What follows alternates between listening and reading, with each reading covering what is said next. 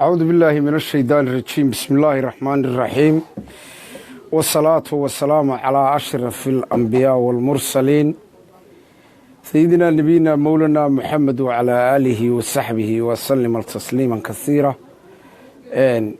وعلى السلام يا دمان أصحاب تقيمها يقايها بدن. ما أنت شركة ترايدو حكوسة بسية هي أرين إن برتن كبينيو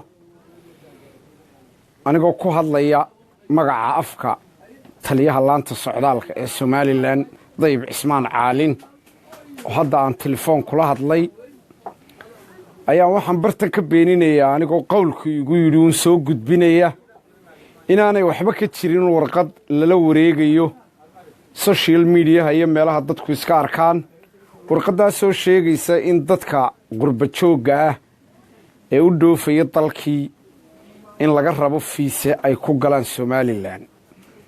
Arrintaas waa been, waa munaafiqnimo, waa waraanay waxba ka jirin.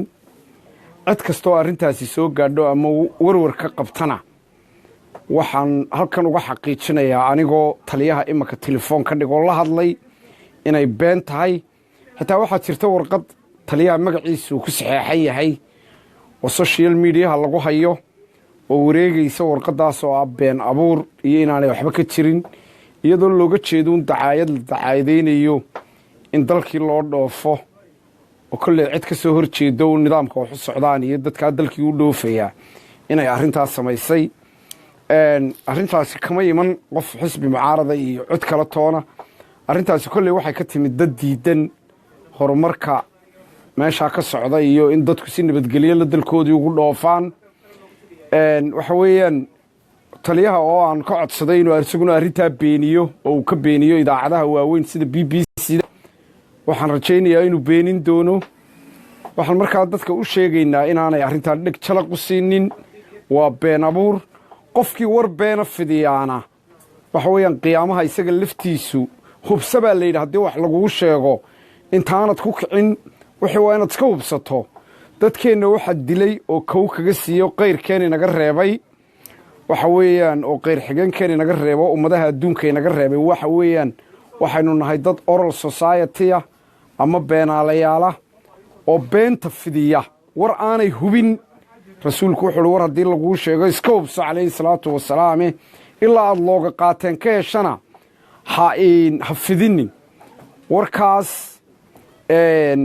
waxa weeyaan cid allaala ciddii uu ku fiday waxaa loo sheegaya inay warkaa iska tuurto, inay been ka dhigto.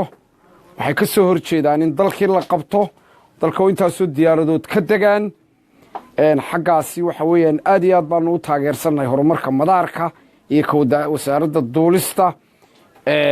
waxa weeyaan haddii ilaahay idmayo haddii aan cid kale afkeeda ku hadla xisbigan taageero wadanina waxa weeyaan xisbi u taagan inuu wixii wanaagsan taageero beentana uu dalka ka qabto oonu haddii ilaahay idmayo beenta sida kulmiyo fidinin. iyo xamar baa lagu shirayda iyo xamar baa la tegay iyo halkaasaa laysku soo arkay jaraa'id lacag la siiyo la laaluusho. marka waxaan idiin sheegayaa anigoo Dr. Cismaan Cumar Doolo ku nool dalka Norway magaalada Oslo inuu warkaa beenta kilibkana ina qaybisaan, warkaa beentaana ina bartiisa ku tuurtaan oo aydan qaadanin. dhoofa bila visa ku dhoofaysaan. all Somali people without visa ku galayaan Somaliland. waxa weeyaan iska daa Somaliland dariskii all Somalian people baa ku galaya. annaga arrinta idiin hayna aniga iyo halkan waxa idin ka soo salaamaya Sir Maxamuud Cumar Yare oo imka soo galay Cali Axmed Ibrahim Cali Jeesaan iyo ninka Coosh Leeyra Cabdalla Coosh oo reer Burca ayaa idin salaamaya. aad iyo aad baan idin salaamayna dhamaantayo. Cali Jeesaan waka waa shoodha Dayib Guray aad buu idin salaamaya mujaahidkii Dayib Guray bay walaaliin. والسلام عليكم ورحمة الله وبركاته. بنتنا dhacdo munaafiqiintuna ilaahay naga qabto iyo dadka wararka beenta fidiya aad baan idin salaamaya walaalayaal.